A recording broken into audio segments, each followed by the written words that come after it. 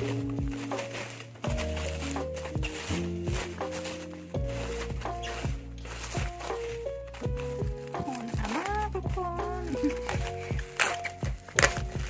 ได้มาแล้ว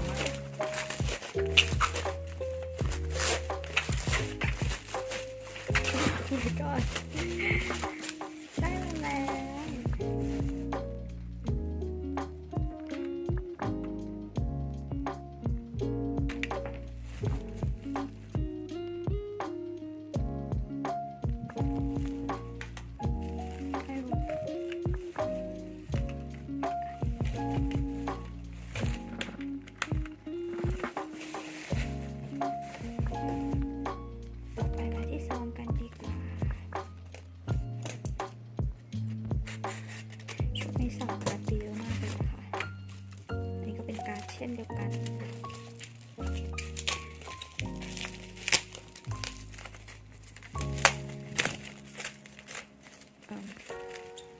แกะยากประมาณนี้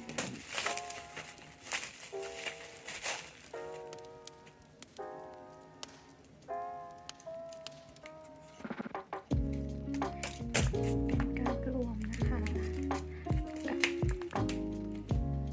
เป็นแมสเซจของอัลบั้มล่าสุดเป็นของพี่นายอมแมสเซจก็มีเป็นการ์ดรวมค่ะ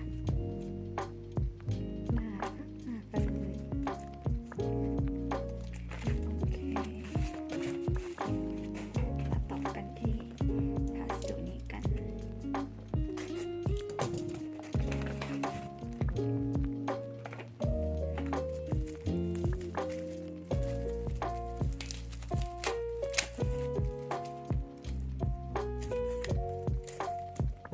น่ารักจังเลยเทปรูปน้องหมา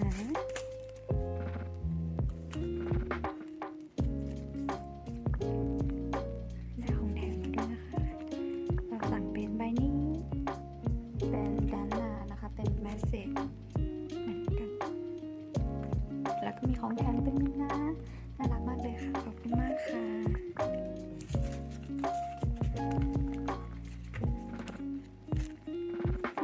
ไม่ค่อยเห็นซองที่เปิดด้านข้างแบบนี้น่าจะเป็นแบบ DIY นะคะ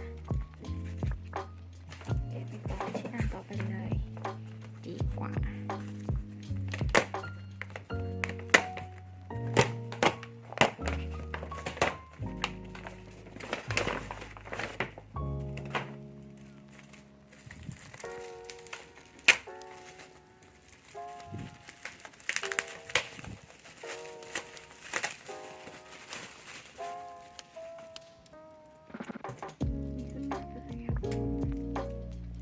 ช่วงนี้สั่งการไปเยอะนะคะเพราะว่าเป็นช่วงค่ำแต่ว่า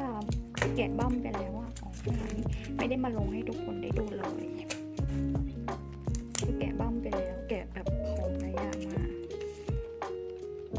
เป็นมอมโลค่ะของใบนี้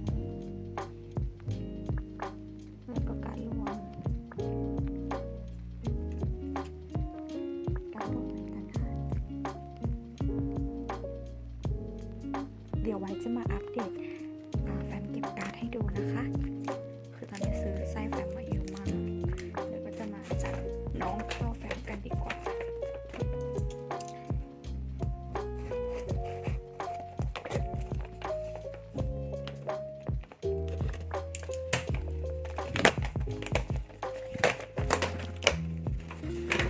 นี่ก็เป็นพัสดุเหมือนกันนะคะ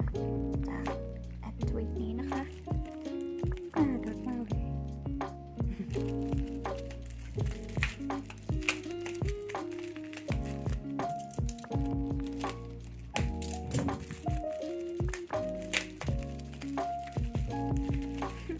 แกะเยอะกันเนี่ยนี่คัตเตอร์ก็คงอยู่นะ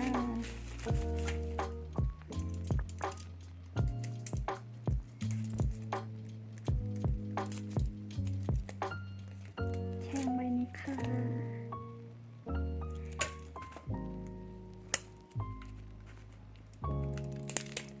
นี่น่าจะเป็นการ์ด2 ใบนะคะ เป็นการ์ดรวมหนึ่งเป็นการ์ดแช่ออกมานี้ค่ะเป็นการ์ดรวมไปนี่เพิ่งรู้ว่าซื้อใบนี้คือสั่งการ์ดไปเยอะมากจนไม่รู้ตัวเองซื้อใบไหนไปแล้วบ้างนะคะทุกคนก็จะมารวมอันนี้ก็ได้เป็นอันนี้มาเป็นอัลบั้ม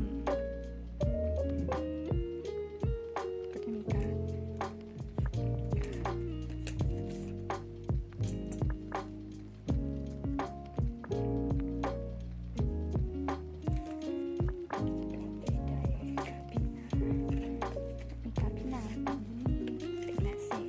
แต่จริงกะจะเก็บให้ครบทุกเมมแต่ก็นั่นแหละค่ะ